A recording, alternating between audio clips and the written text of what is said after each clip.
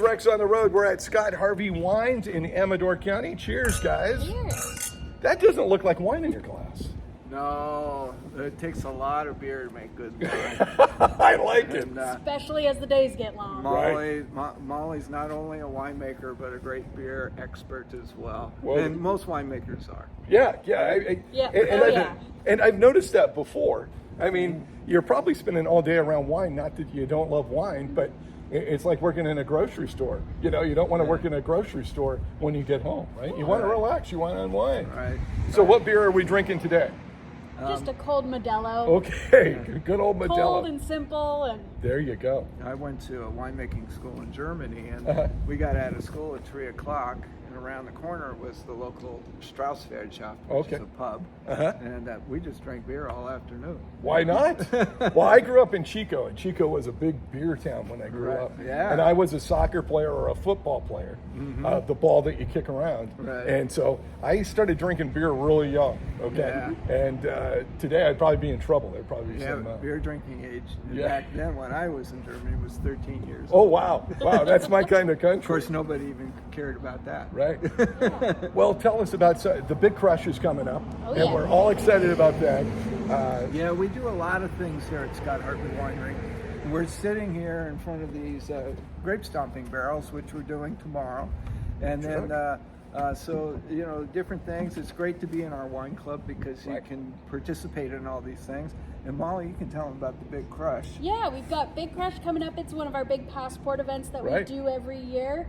And it's just a great time for people to come out and see kind of what's happening. Harvest is a really unique time for us, and it's a really condensed time, and it's when we're the absolute busiest. And so it's a fun time for people who don't normally get to see kind of the behind the scenes, what we're doing once the fruit comes in.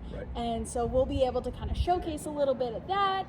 We'll have usually something interactive for people to do, good food, live music, and obviously wine. Right, exactly. I think the thing that's interesting about this time of year is it's harvest, and I think a lot of us see wine in a bottle and just assume it magically got into the bottle somehow. And then we uncork it at home or what have you and have a glass and go, wow, this is terrific. It's such a great time to visit the winery because you get to smell all those smells of the fermentations and all the stuff that's going on during harvest.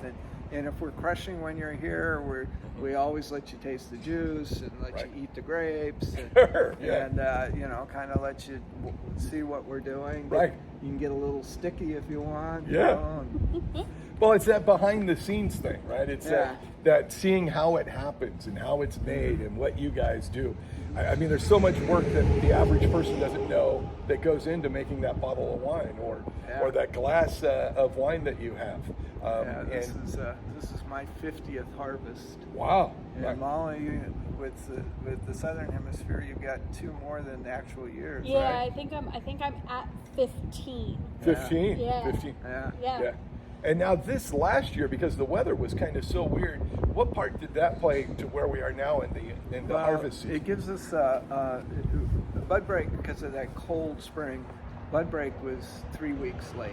Okay. So that means the grapes are going to hang into the cooler part of the fall because it takes so many days from bud break. And usually these cooler years in Amador County, sometimes with my Napa wines, it's too cool and we don't get ripening. Sure. But when Napa has a cold vintage, Amador has a great vintage. Okay. Because we're warmer to begin with, so we get more of a Napa style vintage. With that cooler, you get more development of flavors. Right. You were saying the cooler weather kind of lets it matriculate maybe a little more, and that makes better wine. Well, you have more as you get colder and colder nights, you have more anthocyanin or pigment buildup. And so you get these more extractive, darker, flavorful wines.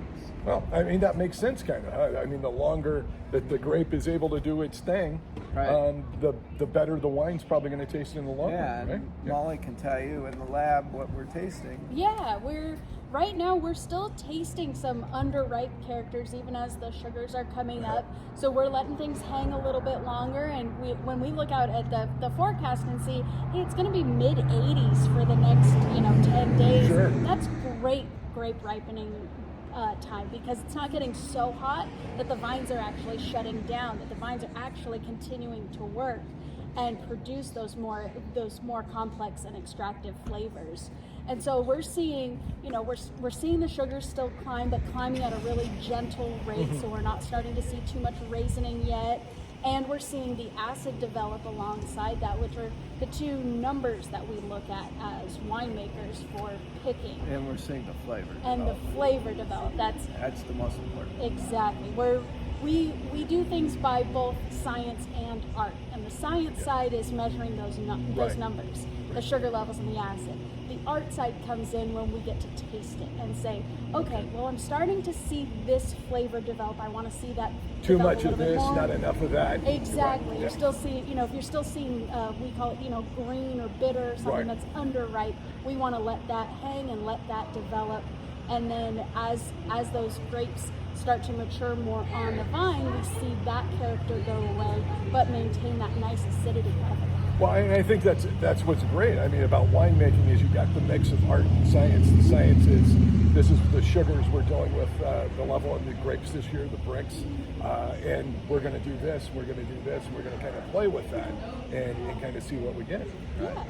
Yeah, it's art and science. If you don't do the science, you don't get to do the art. Well, yeah, that makes sense. And it all starts with the grapes. If they're not good grapes, it's not going to matter art or science, right? I mean, you can only do so much.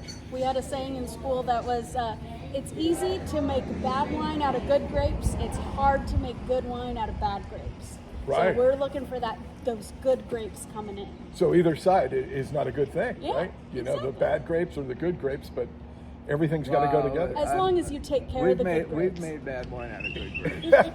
Unfortunately. I think every After winemaker 50 has. years. Right. But you know what you're doing now after 50 years. And I mean, did this year's harvest, because of the weather conditions, remind you of any year in the past that was kind of like this? And how far back was that? This is a similar, coming out of a drought, when you have a wet year coming out of a drought. 75 was a year like that. Oh, yeah. 2000 or 82, 83 were years like that. Let's see, 99, 2001. Okay. So more years than you would think off the top of your head. Yeah, but those are some of my best vintages. Oh, wow. So when you have a year like this, you must get excited. You go, hey, we're going to make some great wine. Yeah. And well, we always tell you it's a great vintage no matter what. Exactly. When it's sold out, we'll tell you. Right. Right. You hear winemakers always say, this is the greatest year I've ever had. And I go, geez, you've said that for the last 40 years. Well, hey, there's nothing wrong with that. It worked the last 39. So you might as well stick with what works. It's exciting. Yeah. Well, thank you guys. A pleasure hanging out with you. And of course, the Big Crush coming up. Make sure you get your tickets October 6th through 8th. Amador Wine, get the tickets right there. And we do have a Rex code for you. Just use the Rex code, REX, and you'll save 10% on tickets so you can buy more wine. Right? Yeah, absolutely. And, Molly and I will be doing events here at the winery for you guys to participate in. Yeah, so check out the website, the social media for Scott Harvey Wines, and come and check out Scott and Molly do the magic that they do with the grapes. I don't understand it all, but some of it makes sense to me. So, but I know it tastes very good. And so thank you so much, guys. Cheers. Cheers.